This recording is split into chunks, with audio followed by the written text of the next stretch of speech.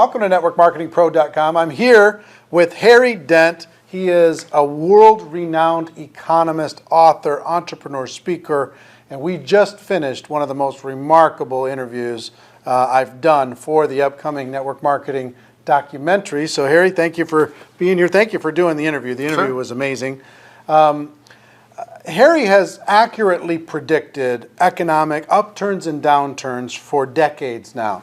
And he has some very specific views about what's happening in the world today, what's coming soon, the value of entrepreneurship, and the place of network marketing in that opportunity, in that window of time. And Harry, I wonder if maybe you would just share with them, we just talked for an hour, but just share with them briefly, in just a few minutes, give them kind of a summary of your feelings about where we are and how network marketing fits. Well, Eric, there's many things I study, technological innovation, how it impacts, and other cycles. But the biggest thing is very simple: the predictable things people do as they age, demographics. And the average person in this country, at least the baby boomers, peaked at age 46. I could predict this boom from baby boomers entering increasing numbers from 83 to 2007, decades in advance. We said in 1988, baby boomers going to peak around 2007. We're going to go in a difficult economy. In late '89, we said Japan's getting ready to go off a demographic cliff. Nobody saw that coming. So demographics is the easiest way to predict the economy, the most sound way, decades in advance. And what demographics is telling me, and it's told me a long time ago, is that we're only going to see slower growth in the world economy in developed countries. Europe is going to be hit next. The U.S. is going to see their affluent sector, which is 50% of spending, 20% of people, go off this cliff later than Homer Simpson, the average household, did. So the economy is going to get worse. Governments have stretched this bubble and stretched debt and money printing as far as they can. And look, we still can only get 2% growth, and it keeps flopping over. What my indicators show me, if I look at all my cycles, I've got 4 key macro cycles, including this demographic one that I've refined over 30 years of hard-won research. They all point down for this at the same time. Only time in history, 1930 to 33, that same thing happened. That was the Great Depression. So I think we're going to see the worst economy of most of our lifetime in the next 4, 5, 6 years. I think that's going to be uniquely good for network marketing. The number of distributors went up in 2008 when the economy went down. How many industries do that? So it makes prospecting easier when people are less secure about their jobs or even their businesses, or a lot of salespeople are being laid off, and salespeople are your best prospect, people who know how to sell and work with people. There's going to be tons of real estate agents already from an industry that's gone down, will go worse. Car salespeople are next. Car sales are going to collapse. They peak at age 53. That's 2014. 2015 on, car sales are going to fall. So there's going to be plenty of prospects. And the most unique thing about network marketing and demographics is that the largest sectors are things like health and wellness, and they're discretionary, things that people want to spend on, not things that are going to be squeezed when Medicaid and Medicare get squeezed to death from over promises and benefits. And travel and leisure and things like that people want to do and spend on well into their 60s and Health, 70s. Wellness, anti-aging, skincare, weight loss, which is a big one. Normal commodity services for the household.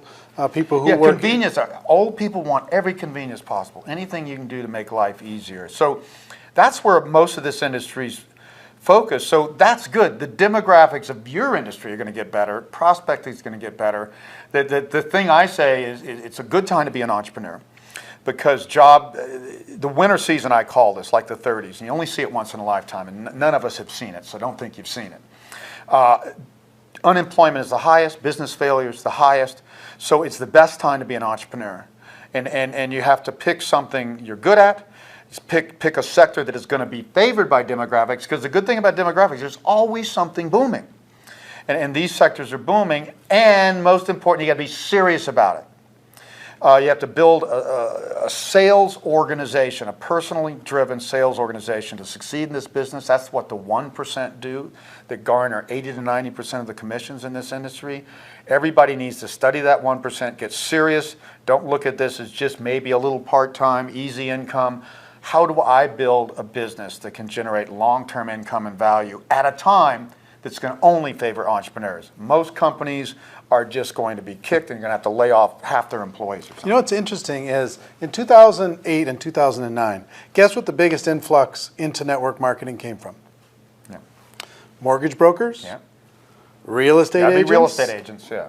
car sales, all these salespeople, pharmaceutical reps, all of these really good salespeople that just said, whoa, everything stopped. And they got involved in network marketing. Many of them are doing very, very well. And you know what's interesting? I got to give you some data. There's approximately $169 billion in sales in the world in the network marketing direct selling profession. Okay, and if you use an average of about 40%, 40 cents on the dollar going to distributors, that is $74 billion a year, $200 million a day being paid to distributors. Okay, and some people think that only the people who are making this huge money, the people at the top, the $1 million plus earners, are making all the money.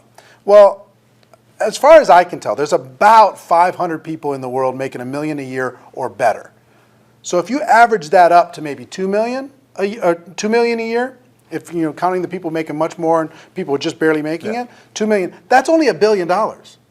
So it's $1 billion out of $74 billion gets paid to those people.